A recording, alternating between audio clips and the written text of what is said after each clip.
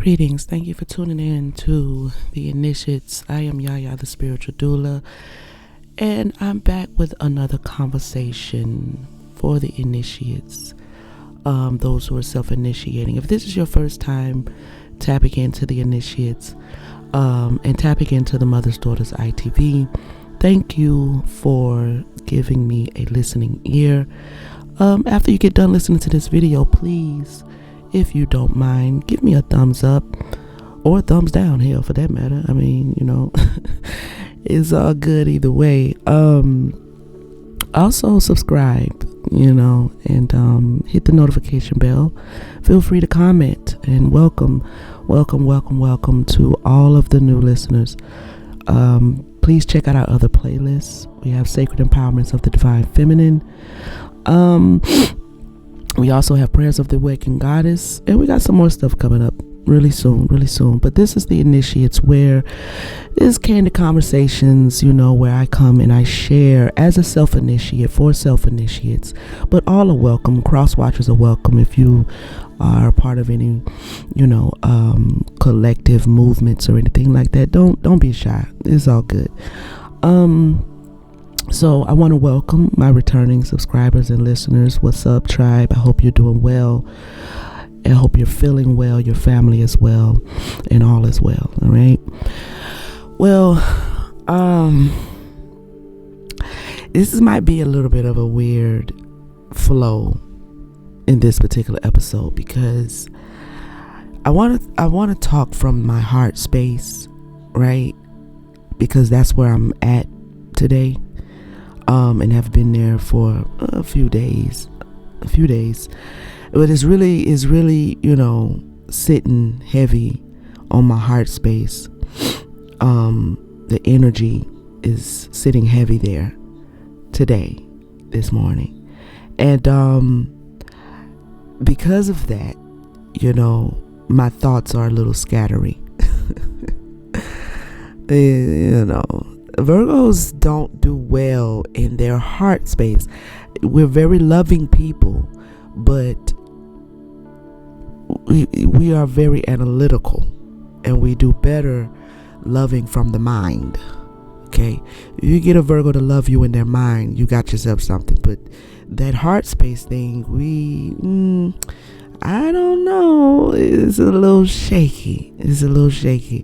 I think that's why a lot of people feel like Virgos are so nonchalant and maybe a little bland, because we only get passionate when you have triggered us in our intellect and in our intelligence, and you give us something to analyze about you. Something is challenging, something is, something about you makes me want to know more. And when you get me there, then you get all the passion, and then it's just too much passion, because we're so used to not being in that passion, and we don't really know how to navigate it too well, so we kind of come off a little clumsy. But nevertheless, we're very passionate lovers, and I want to talk from my heart space, because I'm just going to talk, and then if anybody, wants to comment, share your perspective on whatever the hell that's about to come out of my mouth, please feel free to do so, okay? I'm trying to navigate romantic love, after awakening, okay? After the awakening. And I mean, I would like to wish that it's the same romantic love, and that energy is the same as it was before I awakened, but that's just proving not to be the case. And I don't want to, as far as in my own life, deny myself anything, right? I don't really know how to take romantic desires of the heart with everything that I'm coming to know and understand about energies, right? And if my voice is down in the basement, which I know it is, it's morning time. And so, like I always give disclaimer, it'll come up, don't worry about it. But nevertheless, y'all probably like my voice anyway if y'all tell the truth. Stop playing, chat. Anyway, so yeah, I'm trying to navigate this love that I am holding, romantic love that I am holding in my heart space for a particular person. All right. And simultaneously going through awakenings after awakenings, receiving downloads after downloads about the nature of this existence.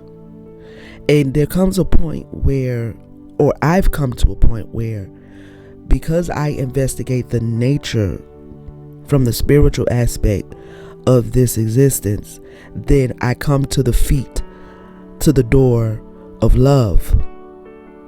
And what is it? What is it really? Particularly romantic love, because I think romantic love triggers the most desire in us. It triggers the most desired closeness. It makes you want to be almost in a person's skin, if you could be. You know, it has to me, besides familia, you know, family can also trigger a certain fire, you know, particularly with, you know, between a parent and a child. Because if you love your children like I love mine, I'm really not the one you won't cross when it comes to my babies. Feel me? And so romantic love is the other form of love that tends to trigger my desire, and even that part of me that wants to protect, you know. So I've come to I've been here, but I've just in the last couple of days, because I have this individual in my heart space, and so I have days where I'm just productive and I'm cool and I'm not really thinking about it too much and do because I'm a Virgo and I'm in my mind, and that's where I feel comfortable at, so I can boom pay attention to this, do that, whatever, you know, do some manifestations. I'm over here, you know, creating, and everything's flowing, right? Everything's good. But then I have days where my energy is pulled into my heart space, and then I just kind of crumble. I just kind of crumble, particularly for this particular individual. And I've been trying to spiritually get a understanding about the love that I have for them. This person is not actively in my life. I mean, as far as I'm concerned, we're not at odds, or there's no animosity, but we're just not actively in communication. And usually I have no issues emotionally moving on from an individual, right? And I'm just speaking now in layman terms, you know. I have no issue moving on emotionally. I have no issue moving my life on. It comes pretty easy for me to emotionally, mentally, and physically walk away, because I don't love like this, like this often. So I've been in a lot of relationships, had just as many relationships as anybody else who is, an adult human, right? But out of all of the relationships that I have had, I can count on literally one hand how many times I've actually been in love.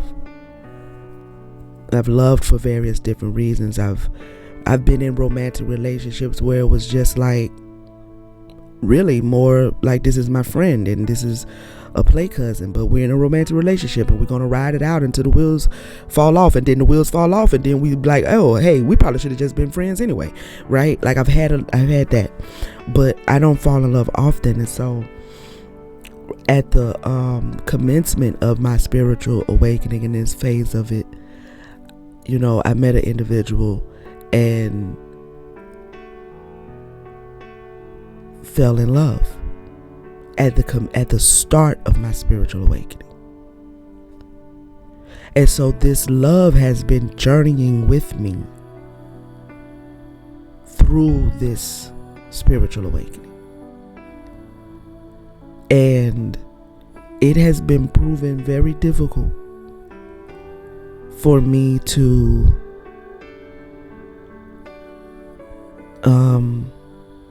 understand it, because there's only so much mental space I have, and I have other things concerning my spiritual awakening that, to be honest, take precedence over this situation with this individual.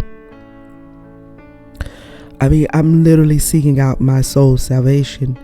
I'm literally on the journey of knowing thyself.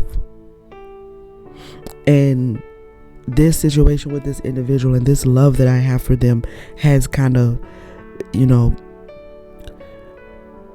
come along with me on the journey. And oftentimes I have to pause, because that feeling of the void of their presence actively in my life is more felt at times than at other times. And so when I have these moments, I have to put the books down, and I have to put down the tarot cards, and I have to put down everything, and I have to analyze this, because my heart space is lit up, right? And it draws my attention there. So for the last day or so, 2 days, I've been really trying to understand what love is.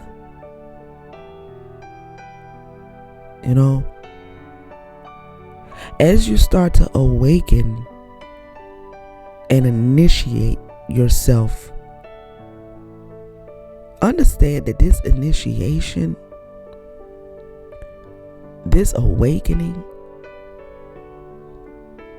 is bringing you into deification,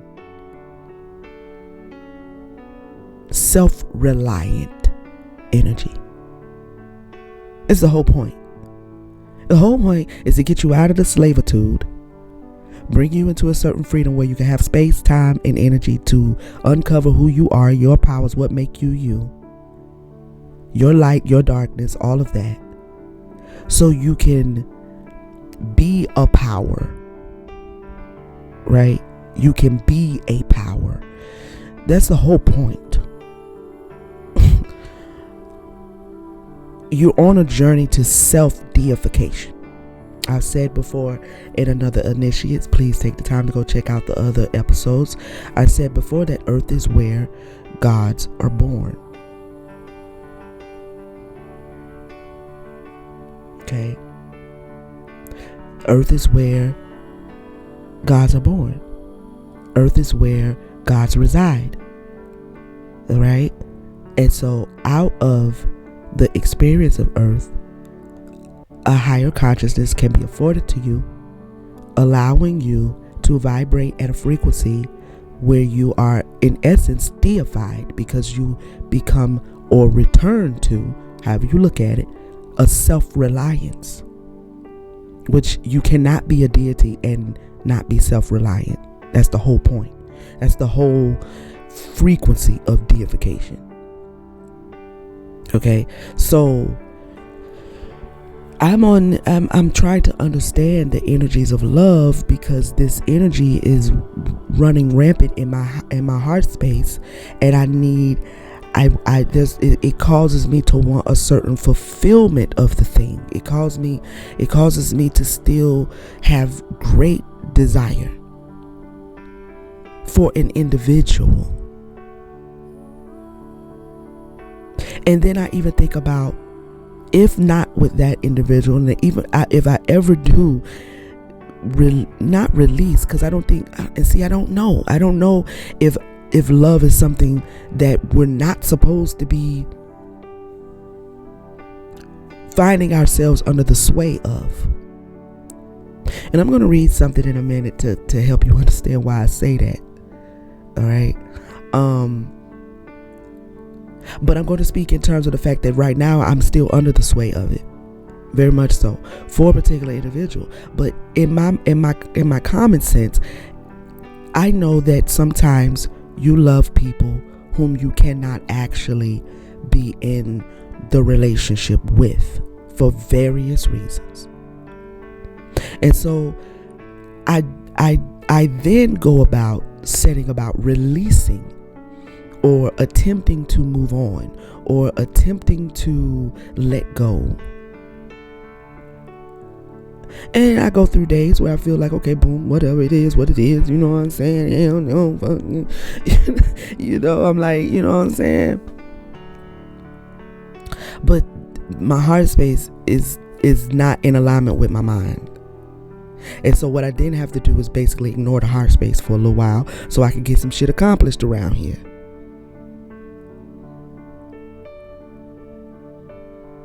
But then the heart space comes like, hey, knock.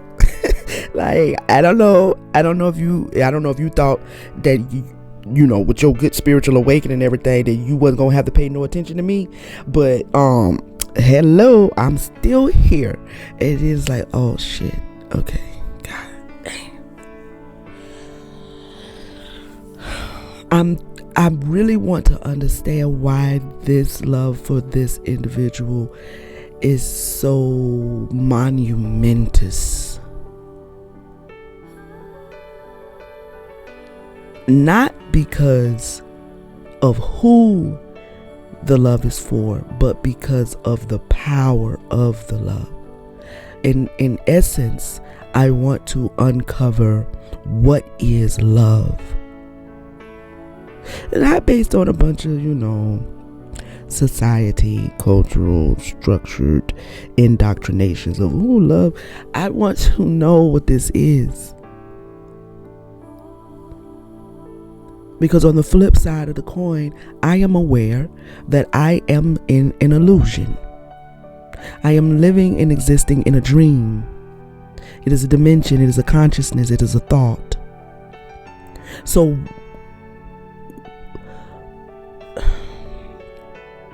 if it is but a thought, how much weight can you really put on a thought? How much weight can you really put on a dream? How real is a dream?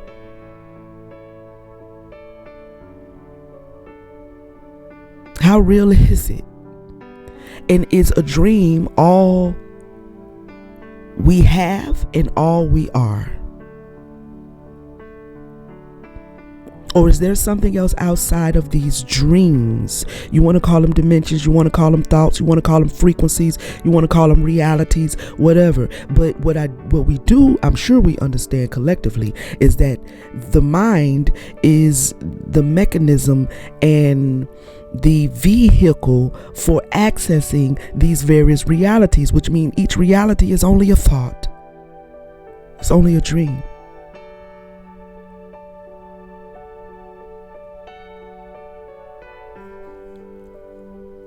Now, I've been to the various dimensions that are afforded to me in my mind.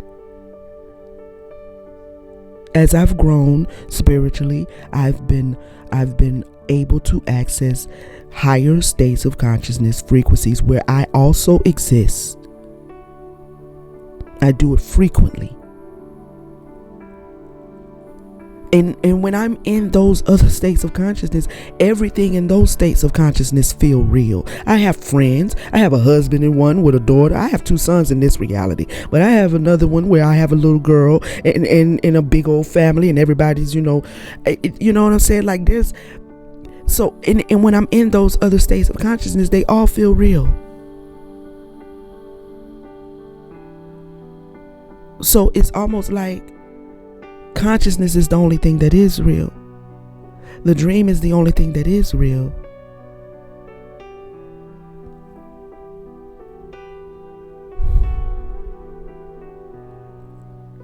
And this brings me back to the gravity and the weight and the heaviness of the love for one particular individual that is different than the love that I have for other individuals. But this love feels the most intense. And so, because we are not in relationship or communication, I do the best I can to avoid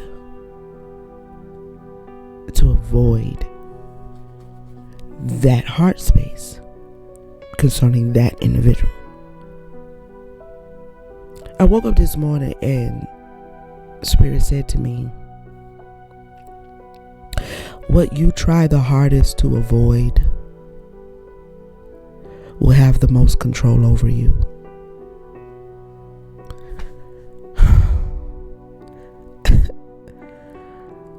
I was like, what?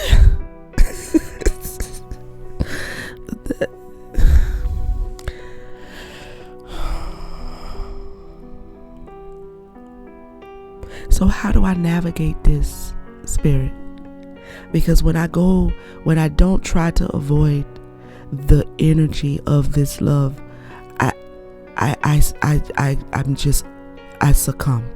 I can't produce. I can't. Where does the thought process that I'm holding on to that is causing the contention? Because if I just give into it, it could take me 3 days to even get up and be productive again. And simultaneously, I hear you telling me to produce, to create, to go forward in other things that make me, that to me take precedence over that. What do I do? You telling me that the thing that I try the hardest to avoid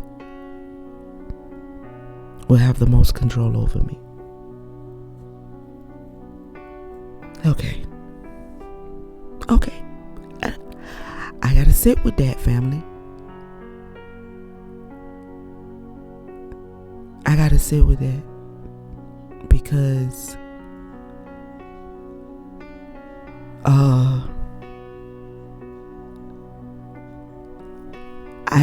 I really am not familiar with the happy medium. I don't know.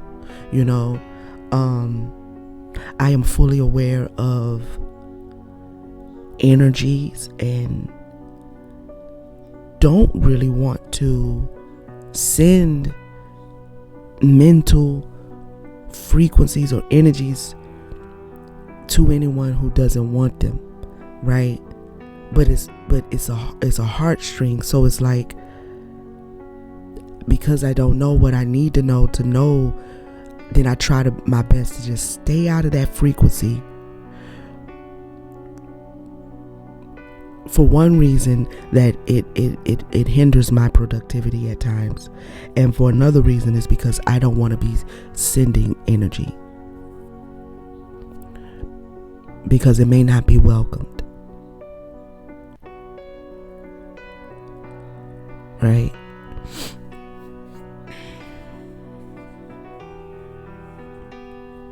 So I'm not at liberty, to be in communication on my end, not without going into it too much. One day I may come over here and just tell the whole fucking story from my perspective, but I'm just not at liberty on the spiritual side to make any moves towards the individual for various reasons. You know what I'm saying? And so to have a conversation, I wish I could, but it would be a lot easier. But this is the perplexities of it surrounding it. And so it brings me to wanting to understand love in a more deeper, in a more like behind the veil of the energy of love, particularly romantic love.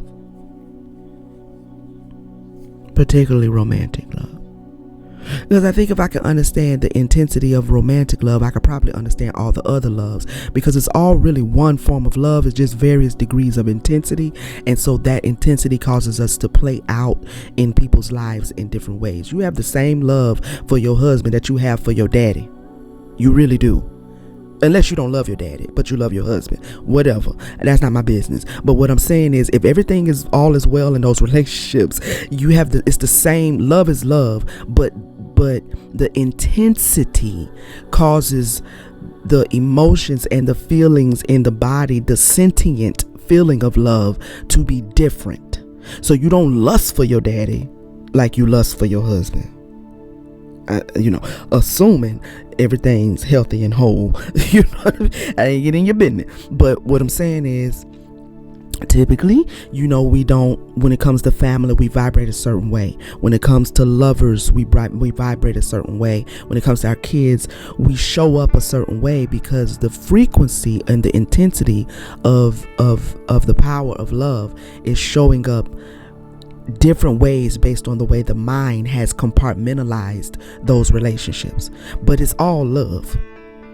It's all the same, right? But romantic love feels sentiently. It feels in the body, in the mind, in the heart, the absolute most intense and full of passion and desire, and can be a bit overwhelming, right? I was reading yesterday, and I wasn't even looking for this. I was looking for this, but I wasn't looking for this part of what I found. And I was reading in some of the Greek mythology, because I am on a quest to figure out how all of this happened. I'm on a quest to remember how it all happened. And so I've been initiated and have gone through proper initiation. And so a lot of things are dropped in my spiritual lap. And then I kind of use the world around me to go expand my understanding. And I was reading Greek mythology yesterday, particularly about Dionysus, or Bacchus, whatever you want to call him. And it was starting to break down all of the loves of Dionysus, right? And Dionysus is a male god. Okay, he is a male god, but he had a lot of loves. He had a lot of love relationships. Dionysus was the Olympian god of wine, vegetation, pleasure, festivity, madness, and frenzy. This page describes the various liaisons of the god. He had a modest number of lovers in myth, the most well known which were his bride, Ariadne, Ariadne. I can't say that name. I don't know. These names be fucking me up. I ain't gonna hold you. And a couple other people, child. And so I was reading through this article, and came to understand a couple of things about Dionysus. But the one that stuck out to me the most out of all of his relationships was his relationship with Aura. Okay. And it stuck out to me for a number of reasons. Aura was a woman.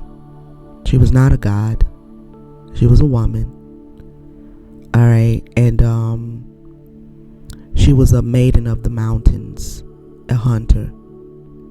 All right. And she was unacquainted with love. She was a virgin. Okay. And had never been in, in speaking in our terms, I mean, she had no nigga, she had no man, you know what I'm saying? She just running through the mountains, being a woman. She was a warrior. It literally says she kept aloof from the notions of unwarlike maids. But the problem came in because she was boasting and bragging about her conquests and her virginity and her pureness. And she offended the goddess.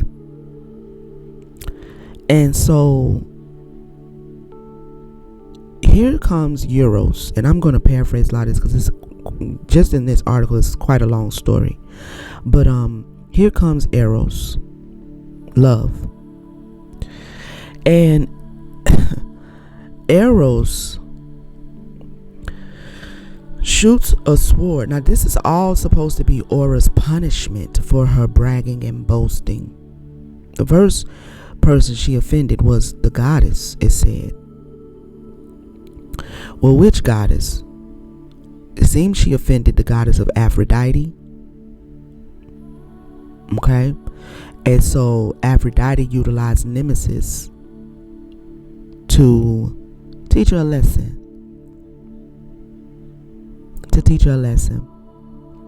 So Eros comes along and drives Dionysus mad for Aura. Alright, he shoots him with his arrow. Eros is Cupid. Okay, so he's shooting people with arrows and shit. Alright, he doing his thug dizzle. And Dionysus began to desire Aura, which, okay, not a problem, right? Until he decides that Dionysus has been running around raping people. And this is on YouTube. I gotta say graping. I be hearing people say graping because apparently, excuse me, YouTube, I didn't mean to say the R word. You gotta graping people. It's mighty funny that they're using the word graping as in grapes, because grapes is exactly, and I'm literally putting this together right now in this moment, but they're using the word graping in light of, or as a replacement for the word raping, and grapes is exactly what Dionysus uses to intoxicate Aura. That's so weird. See, this is what I mean by this is what I mean about the subtle ways in which spiritual things play out in the Matrix. Who just decided to replace the R word with the word grape? Where did that come from? Who just decided that? Because that's exactly what he uses, is grapes to intoxicate her and to R-aped her. Okay, so that's weird because I don't know. Anyway, so Dionysus has been going around graping people. He grapes goddesses, he grapes women.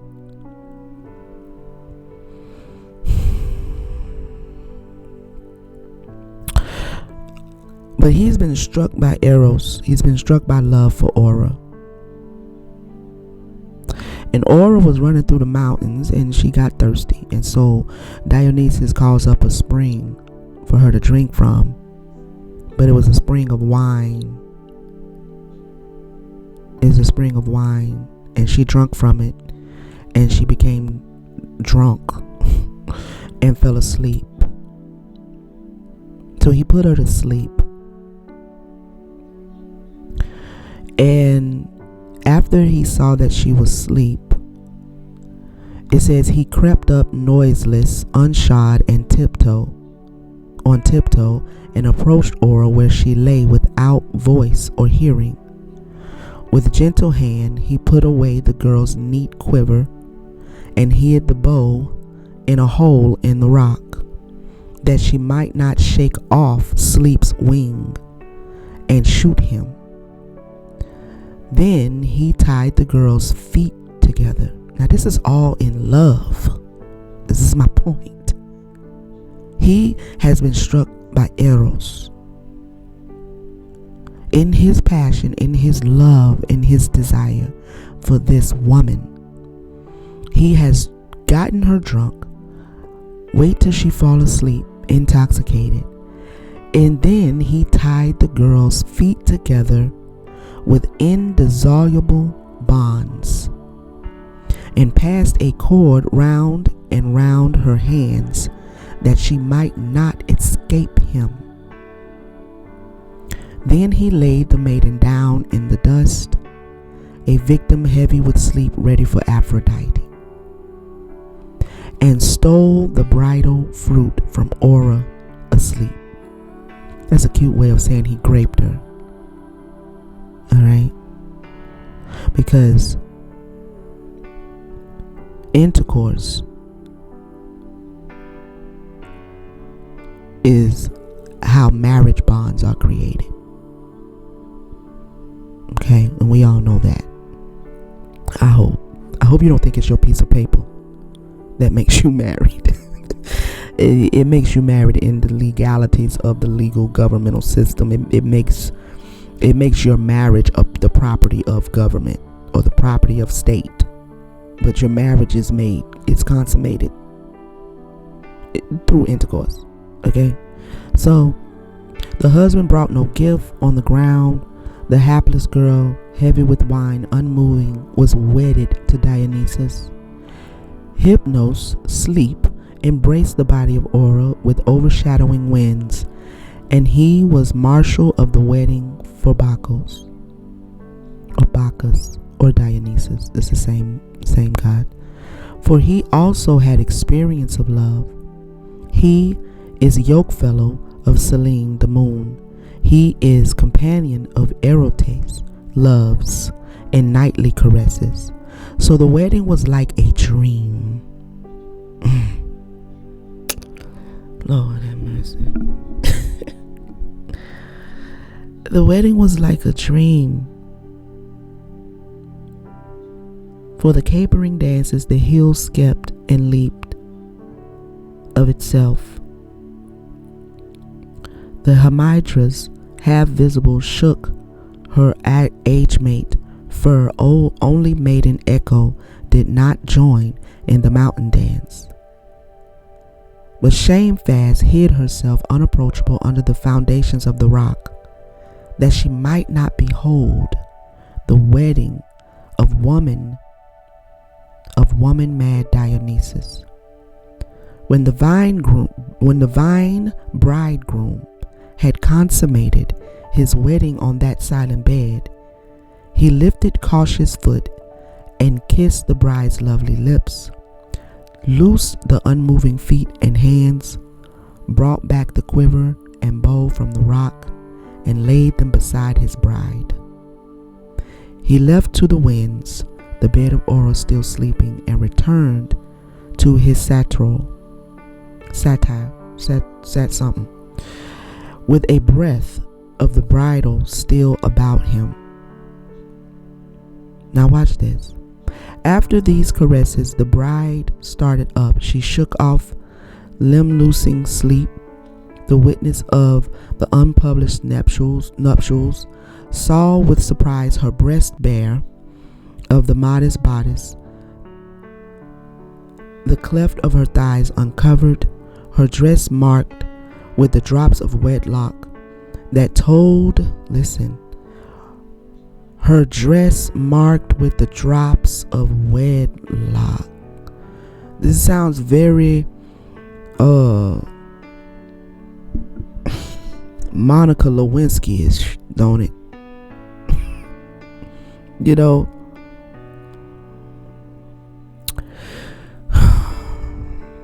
all in love. Her dress marked with the drops of wedlock that told of a maidenhood ravished without bride gift. She was maddened by what she saw. She fitted the bodice again around her breast and bound the maiden girdle again over her round breast. Too late. She shrieked in distress, held in the throes of madness. She chased the countrymen. Now watch this. She slew shepherds beside the leafy slopes to punish her treacherous husband with avenging justice. Still more, she killed the ox herds with implacable steel. Still more, she killed the goat herds, killed the whole flocks of goats. Workmen of Bacchus about the vintage she killed, because they are servants of Laios, who squeeze out the intoxicating juice of his liquor, heavy with wine, dangerous lovers. For she had yet learnt the cunning heart of Dionysus and the seductive potion of heady love. But she made empty the hunts of the mountain-ranging herdsmen, drenched the hills with red blood, and Aura, hapless maiden, having within her the fruitful seed of Bacchus, the begetter, carried a double weight, twins. The wife, mad and uncontrollably, cursed the burden of the seed. Hapless maiden Aura lamented the loss of her maidenhood. She knew not whether she had conceived of herself or by some man or a scheming god. All of this is done by Eros. Yes, Dionysus, but Dionysus was struck by Eros. He was struck by love.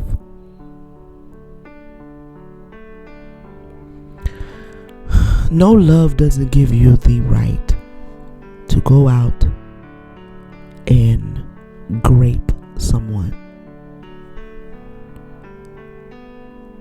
Right? Duh. We all know that.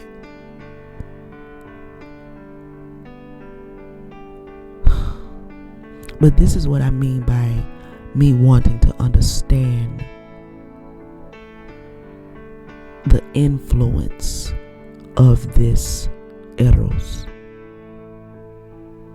The influence of love. What is it? What is it? It's clearly an intoxicant. Clearly intoxicating. Is this power we call love? This is going to sound very controversial probably and very taboo, but is this love the root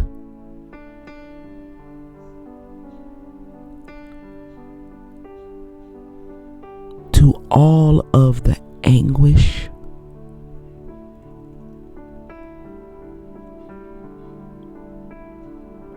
to all of the trauma,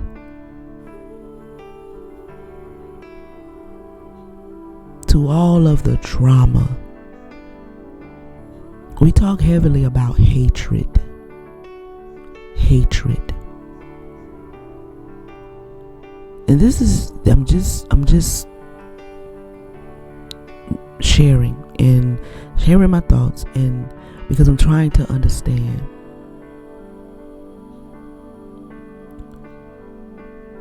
What does love look like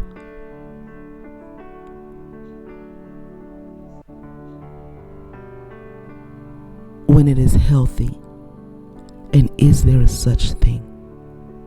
That's first thing. Because figuring out what eros is,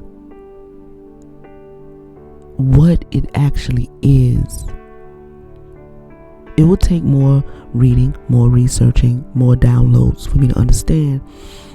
But this love that I have for an individual in my heart space is the catalyst for this part of my spiritual awakening. Trying to understand love as a spiritually awakened individual. Because again, to reach deification requires self-reliance. It requires for you to alchemize powers that have a sway over you and bring them under subjection.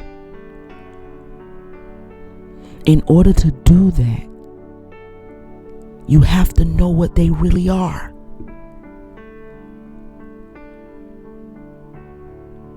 Are we romanticizing individuals, or are we romanticizing love?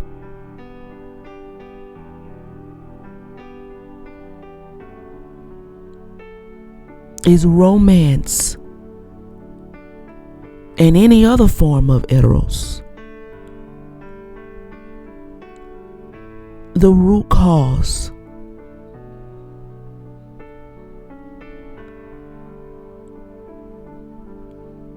for all that is imbalanced in this dimension? In the beginning of that story, or in the beginning of this article, it talks about Aphrodite, who we know was a goddess, right?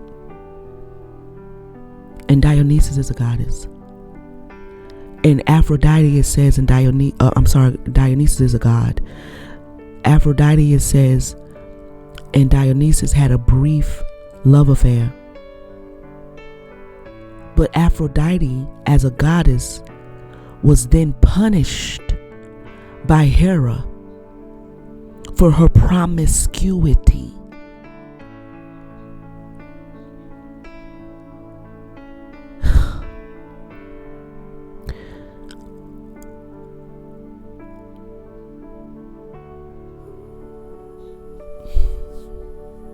The goddess Aphrodite is punished for having a love affair with Dionysus. Aura is graped. He's running around graping everybody else. Eros is shooting his love arrows into everybody. And out of these love arrows and this passion of this influence of love is coming all of these atrocities. All of these injustices. How I can only speak for me, but this is what brings me to the point of not being I can't ignore this. I can't ignore this, and I can't ignore anything. They would have to, and I'm gonna keep studying. I'm gonna keep looking. If anybody knows of any other Greek mythologies that give me another angle of Eros, I'm gonna study Eros by itself and see what I see. Because for one, I can't continue to ignore my heart space and this influence we call love that I am under the sway of for a particular person who at this very moment of my life is the most intense outside of my children, but it's still different, right? It's still different in the way it feels, and so therefore I have a heightened sensory situation going on that I can use to help uncover what my soul is trying to get me to understand about love. Because whether this individual and I come into communication or not, it really is neither here nor there, although it's what I would want at this moment sitting here right now. It's what I want, but it's, as far as my spiritual processing, it's really neither here nor there, because at the end of the day, what is romantic love? What should I be believing going forward in the future, period? What should I be, allowing myself to involve myself in going forward in the future, period? Because I really can't afford to be backtracking. And what I mean by that is, as you start unloosing yourself from certain bonds and shackles, certain thought processes and belief systems and ideals, as you unloose yourself, you don't want to turn back around and be like, you know what, let me just put this shackle right on back. I think I'm just give me the lock, give me the key. I'm gonna just put this motherfucker right on back. I don't think I want to be loose. You can't do that. I mean, you probably could, but why would you do that? Heading towards the freedom that's there. That's the whole point of the awakening. That's the whole point, right? It's kind of like, in the history of the transatlantic slave and, the whole slavery thing, and certain melanated energies in the South didn't even realize that they was free. So then they had to be told that they was free. And then even after they got told that they was free, there were many melanated slaves who decided to stay with their masters. They didn't want to leave the plantation, because master treat me pretty good. I mean, I'm eating, and he don't beat on me like the other ones do, and it's like when people go to prison for extended amounts of time and they have been institutionalized. They don't even want to come back out into society. And when they do, there's a period where they have to be reintegrated back into society. Some of them re-violate and go back to prison intentionally, because prison is all they know. Being told when to eat, sleep, move, go outside, get some sun. You can play basketball, lift some weights. Up, they blowing the whistle. Got to go back in the cell. Like, that's all they know. They don't know freedom. To them, their prison is a freedom, and that is what I mean by this power of love. Because we don't understand what it is, but it is all we know. Are we? I'm not saying we are. Are we reinforcing a prison by romanticizing love in itself and not understanding truly what it is?